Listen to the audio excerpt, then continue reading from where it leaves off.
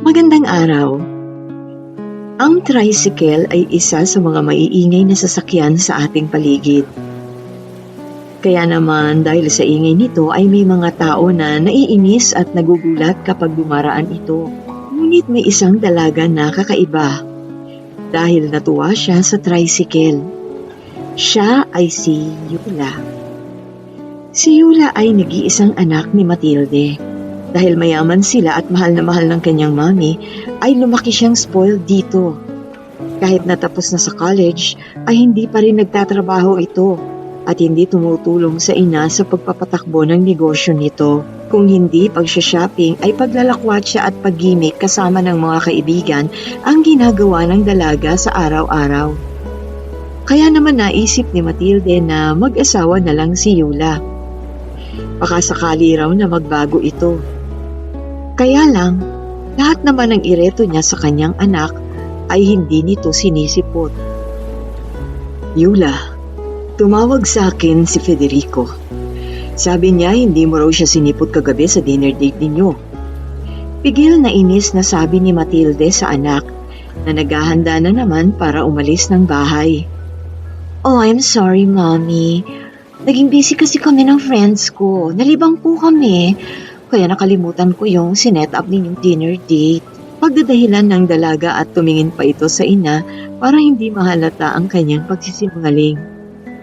Ang sabihin mo, ibinilang mo rin si Federico sa mga inireto ko sa iyo na inindyan mo. Inis na sabi ni Matilde. Kasi naman, Mami, kung kani-kanino niyo pa ako inirereto. Bakit ba? Sa ayaw ko pang mag-asawa eh. Sagot naman ng anak at napahinto pa ito sa pagme-makeup. Humalikip-kip pa ito at humarap sa ina. Gusto kong mag-asawa ka na para magbago ka na, para maging responsable ka na. Kapag may pamilya ka na, tiyak na magbabago na ang pananaw mo sa buhay. Mommy, ayoko pa nga akong mag-asawa. Ni mag-boyfriend nga, ayoko eh. I wanna enjoy my life pa. Sarap ko yung maging single.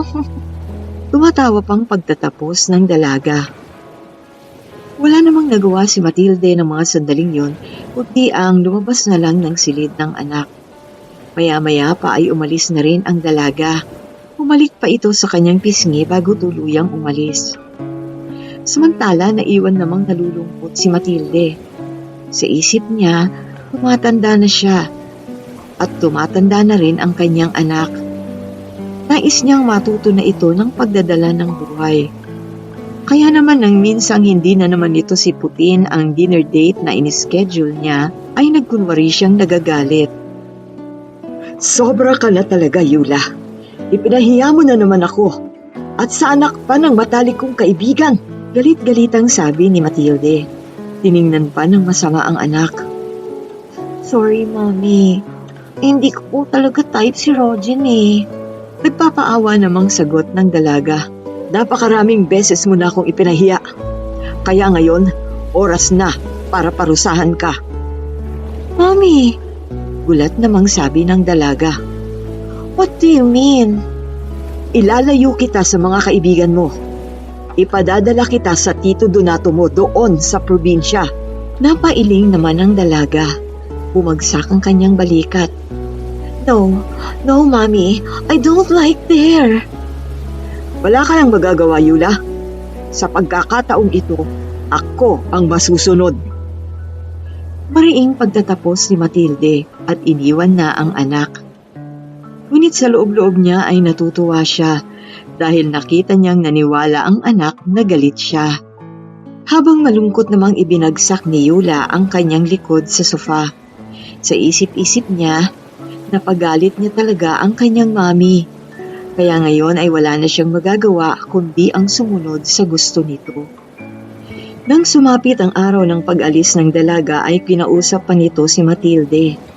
Ngunit hindi na talaga binago ng matanda ang kanyang pasya.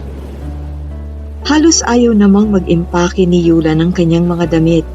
Kaya naman inutusan pa ni Matilde ang kanilang kasambahay upang siyang mag-impake ng gamit ng kanyang anak.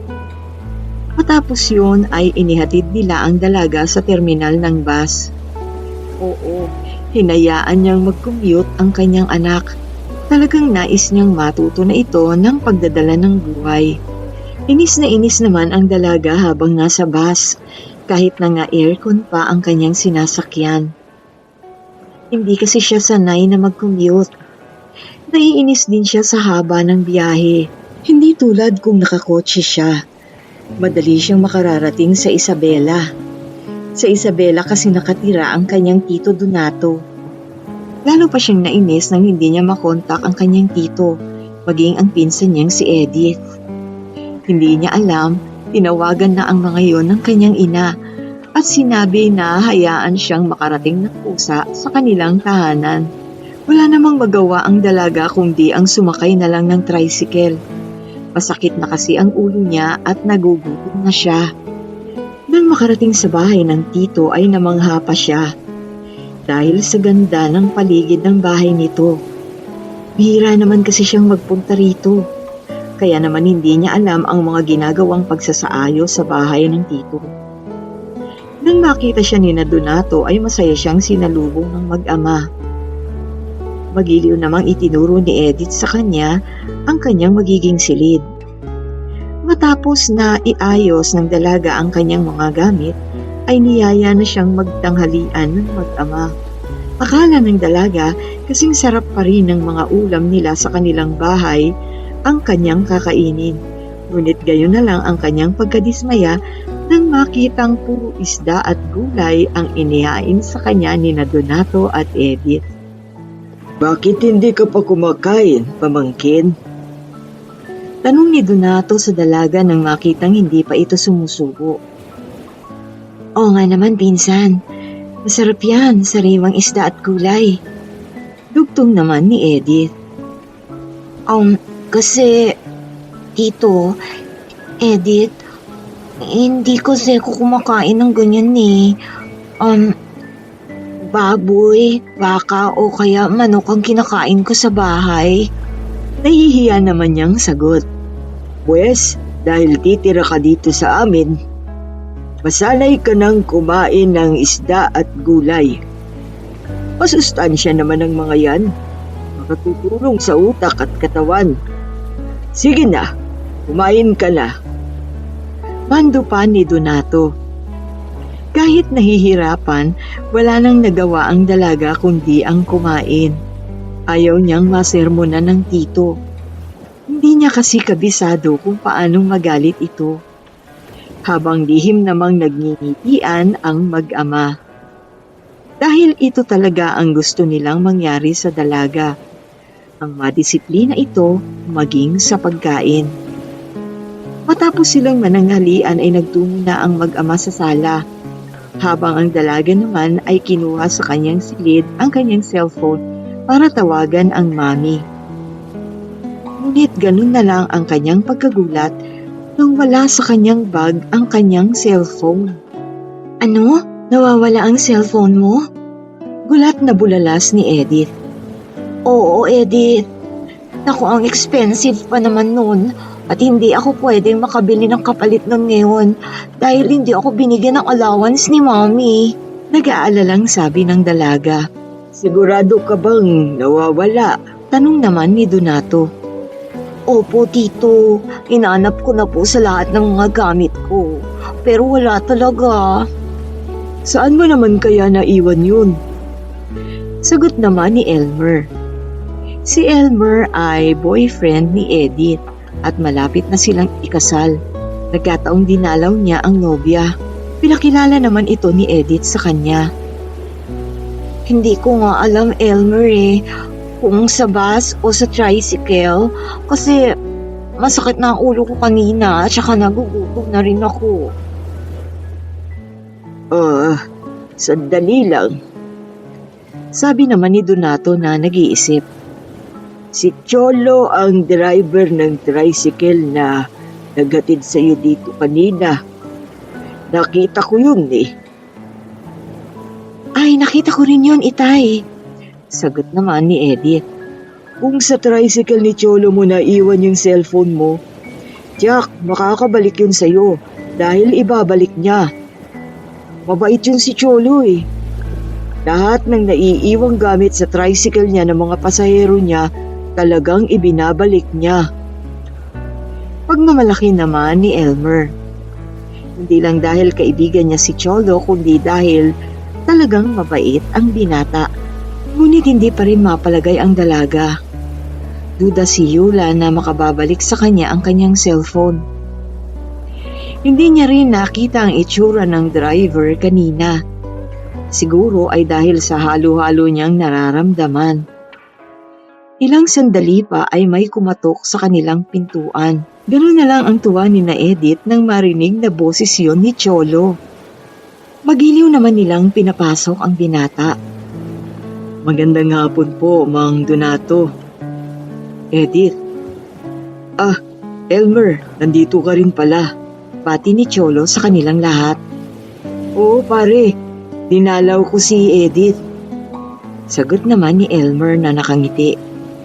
Ako naman kaya ako nandito para ibalik yung cellphone na naiwan ng pasahero ko sa tricycle ko. Ito, Paliwanag naman ni Cholo. sa pamangkin ko yan, Cholo, kay Yula. Sagot naman ni Donato. Yula, halika rito. Mabilis namang lumapit ang dalaga. Napangiti pa ito nang malapad nang makita ang kanyang cellphone. Nagtama rin ang mga mata nila ng binata. At nito lang niya nakita na gwapo pala ito. Salamat sa iyo. Akala ko hindi na makakabalik sa akin ang cellphone ko. Nakangiting sabi ni Yula. Walang anuman. Lahat naman ng naiiwan sa tricycle ko, ibinabalik ko sa may-ari eh. Tila nauungid namang sabi ng binata. Nakadama kasi siya ng hiya dito. O naniwala ka na sa amin, pinsan. Sabi sa'yo eh, mabait talaga itong si Cholo. Pagbibida naman ni Edith na nakangiti. Dahil sa tuwa ni Donato ay niyaya niyang doon na magmerienda ang binata. Sorry nga pala, ngayon ko lang naibalik ang cellphone mo. Sinamahan ko ang nanay ko eh. Sumama kasi ang pakiramdam niya kaya nagpunta kami sa doktor. Paliwanag ni Cholo kay Yula. Silang dalawa na lang ang nasa sala. Umalis kasi sina Edith at Elmer, habang si Donato naman ay may ginagawa sa likod bahay. Humanga naman ang dalaga sa binata sa narinig. Sa isip niya, hindi lang pala ito gwapo. Mabuting anak din. It's okay, Cholo. Ang importante, nasa akin na ang phone ko. Nakangiti namang sabi ng dalaga. Halos matulala naman ang binata nang makita ang pagngiti ng dalaga. Lalo itong gumanda sa kanyang paningin. Ganun pa man ay sinikap niyang kontrolin ang sarili. Magtatagal ka ba dito sa probinsya namin? Tanong ng binata upang may muling mapag-usapan. Nahiya naman ang dalaga nang marinig yun. Sa loob niya, ayaw niyang malaman ng lalaki na parusa ng kanyang mami ang pagbabakasyon niya kina Donato. Na kahit ang credit cards nito ay hindi na rin ibinigay sa kanya. Kaya naman kahit malakas ang kaba ay pinilit niyang magsalita. Oo, nawiwili kasi ako dito eh. Sabi niya na nakangiti. Thank you nga pala uli ha. Tugtong pa niya. Makalipas pa ang ilang sandali ay nagpaalam na ang binata. Nang makaalis ang binata ay naiwang tulala at mingiti sa labi ang dalaga. Ewan ba niya pero tila iba ang nararamdaman niya para sa lalaki. Ang pagkikitang yun ng dalawa ay muling naulit. Nang magkaroon ng rehearsal ang lahat ng tutupad sa kasal ni na Edith at Elmer. Naging magka-partner pa nga ang dalawa. Kaya naman lumakas ang pintig ng puso ng dalaga habang nag-iensayo sila. Edith, may girlfriend na ba si Cholo? Tanong ni Yula sa pinsan kinagabihan. Kasalukuyan silang nakaupo sa terrace ng bahay at nagpapahangin. Wala pa, pinsan. Sagot naman ni Edith na lihim na ikinatuwa ni Yula. Pero maraming nagkakagusto sa kanya. Kaya lang si Cholo pihikan. Dugtong pa ni Edith. Pihikan? Bakit? Alam mo ba ang type niya sa isang babae. Urirat pa ni Yula. Napangiti naman ang pinsan at parang may naisip. Sandali, may napapansin ako eh. Gusto mo ba si Cholo? Nakangiting tanong ng pinsan kay Yula. Hinilig naman ngunit nakadama ng hiya si Yula. Ganun pa man ay umamin din ito. Ang gwapo naman niya kasi. At ang bait pa.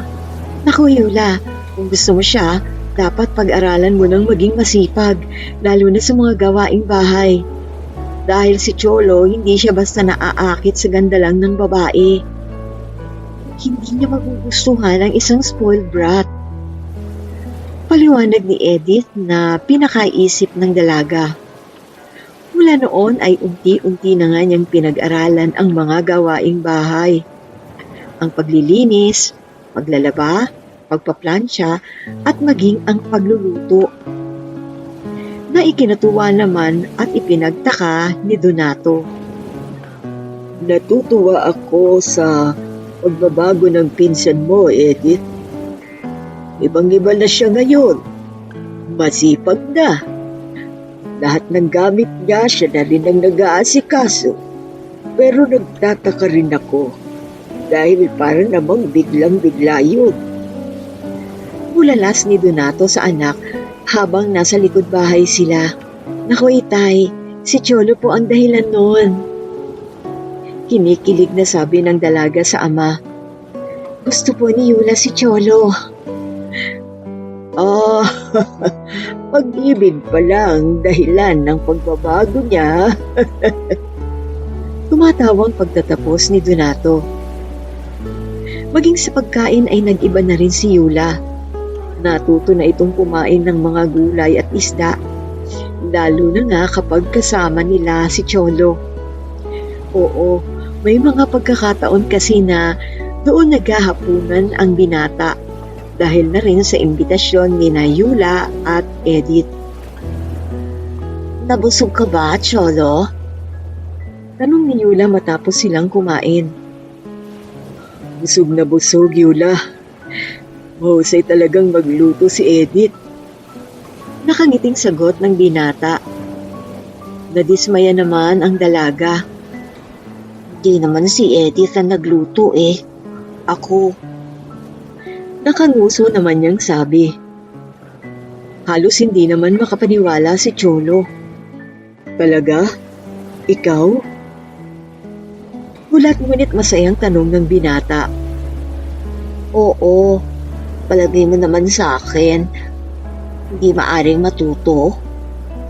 Tampu-tampu ang sabi ng dalaga. Marami na akong natutuhan sa loob ng 2 months ko dito. Dugtong pa niya. Napangiti naman si Cholo at tumingin pa sa mga mata ng dalaga. Yula, alam kong matalino ka at hindi imposibleng matuto. Maganda ka pa. Para namang hinaplos ang puso ng dalaga sa narinig kay Cholo. Iyon nga lang, mayaman ka. Sabi pa ng binata na tila may bahagyang lungkot sa dulo. Mami ko lang ang mayaman, hindi ako. Tsaka wala namang problema yun. Katuwiran naman ng dalaga. Dahil mayaman ka, kapag mahirap lang ang may gusto sa'yo, di na lang manliligaw kasi baka mabasted siya. Sabi pa ng binata na tila baga may hugot. Dahil ang totoo ay may damdamin na siya para kay Yula. Pinipigilan lamang niya dahil sa agwat ng kanilang pamumuhay. Tila naramdaman naman ng dalaga ang lihim ng binata. Tumitig ito sa kanyang mga mata, saka muling nagsalita. Kung mahal ko siya, ako na lang ang manliligaw sa kanya. Nagulat naman si Cholo nang marinig yun. Ano? Gagawin mo yun? Gulat na tanong ng lalaki, habang napaseryoso naman ang dalaga. Bahagya pa itong nakadama ng hiya. Siya naman kasi talaga ang nililigawan ng mga lalaki. Ngunit iba sa pagkakataong ito. Oo, kung mahal ko. Tulad mo. Mahal kita, Cholo. Kaya sinasabi ko na. Ngayon ko lang ito ginawa ha. Iba kasi. Lakas loob namang pagtatapat ng dalaga. Napatulala naman si Cholo, kasabay ng pag-apaw ng tuwa sa puso. Mahal mo rin ba ako, Cholo? Lakas loob pang tanong ng dalaga na may namumungay na mga mata. Yula, Masayang bulalas ng binata, sabay hawak sa kamay ng dalaga. oo Yula, mahal din kita. Hindi ko lang masabi dahil nag-aalala ako na baka hindi mo ako tanggapin. Kasi nga, mayaman kayo. Ako mahirap lang. Di pa nakapagtapos ng kolehiyo. Buong pagmamahal namang sagot ni Cholo. Habang si Yula ay napaluha ng mga sandaling yun. Ang saya ko, Cholo. Akala ko, mababasted ako sa first time na panliligaw ko. Thank God hindi nangyari because you love me too. Pinahid naman ng binata ang mga luha ng dalaga at kapwa sila nangako na hindi magiging hadlang sa kanilang pag-iibig ang kanilang kalagayan sa buhay. Ikaw ang magiging inspirasyon ko sa pagsisikap ko, Yula. Buong pagmamahal pang pangako ng binata, sabay halik sa likod ng kamay nito. Hindi naman nila inilihim ang kanilang relasyon kina Edith at Donato. Maging kay Elmer na kaibigan ni Cholo. Congratulations, pare. Nabago mo at napasagot si Yula. Masayang pagbati ni Elmer sa kaibigan nung magkita sila. Nabago, oo. Pero napasagot. Para namang akong napasagot niya eh. Dahil siya ang unang umamin ng damdamin sa aming dalawa. Natatawang pagtatapat ni Cholo. Kasalukuyan silang nasa tricycle ng binata at nakaupo. Sabi nga sa akin ni Edith, iba talaga ang pinsan niyang yun. Ang lakas ng loob. Spoiled brat kasi. Kwento pa ni Elmer. Noon pa naman yun, Elmer. Nagbago na siya. Tsaka kahit siya pa ang unang umami ng damdamin, mahal ko siya talaga. At lahat gagawin ko para wag siyang magsisi na minahal niya ako. Sabi pa ni Cholo. Paano kung tumutol ang mami niya? Tanong naman ni Elmer. Huwag naman sana. Pero handa akong manindigan para sa aming pagmamahalan. Matatag na pagwawakas ng binata. Mula noon ay lalo siyang naging masipag at masikap. Habang si Yula naman ay nag-volunteer na tulungan ang ina sa business nito sa pamamagitan ng work from home. Ayaw pa rin niya kasing bumalik ng Maynila. Natuwa at bumilib naman si Matilde sa pagbabago ng anak. Ngunit hindi na siya nagulat dahil bago pa nagtapat ang anak sa kanya na may nobyo na ito ay alam na niya yon. Dahil na rin sa kapatid na si Donato. At ikaw pala ang boyfriend ng anak ko. Anong trabaho mo? Malaki ba ang bahay mo? Kasi maarte itong anak ko. Hindi sanay sa mahirap na buhay. Kunwaring inis na sabi ni Matilde. Dinalaw kasi nito sa probinsya ang anak. Tinaasan pa nga niya ng kilay ang binata na tila baga tinatarayan ito. Nakadama naman ang kaba ang binata. Ganun pa man ay sinikap niya pa rin maging matatag. Mommy, please, tama na po yan. Kahit naman po hindi mayaman si Cholo, mabuti po siyang tao. At mahal ko po siya. Marami kong natutuhan sa kanya. Naiiyak namang pagtatanggol ng dalaga sa binata.